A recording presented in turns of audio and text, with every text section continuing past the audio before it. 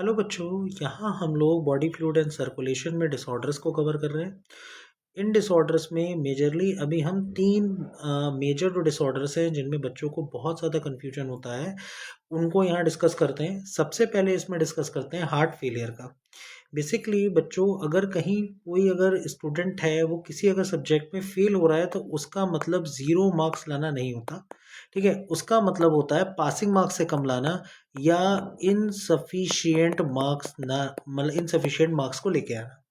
मतलब अगर क्या हो बेटा, यानी हार्ट जब हमारी बॉडी को जितना रिक्वायर्ड ब्लड होता है उतना ब्लड पंप नहीं कर पाता है, तब उस कंडीशन को हम लोग हार्ट फेलियर कहते हैं। ठीक है बेटा, आप समझ में आए एनसीईआरटी क्या कहता है।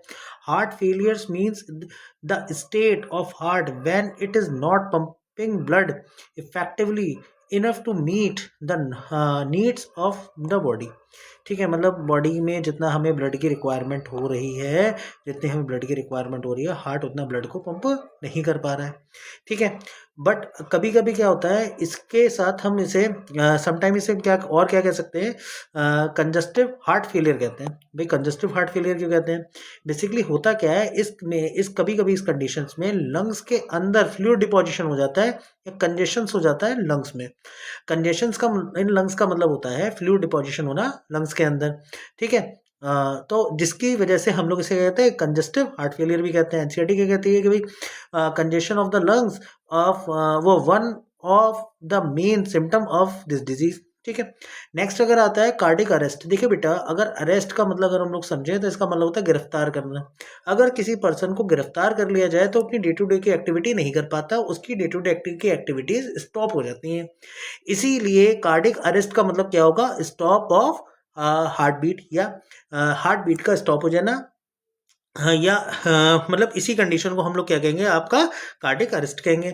अब बेटा आता है हार्ट अटैक। अटैक का मतलब क्या होता है, जब कोई कंट्री ए कंट्री कोई बी पर अटैक करती है तो वो एक साथ उसकी सारी सिटीज़ पर अटैक नहीं करती, उसके सर्टेन किसी पार्ट पर करती है।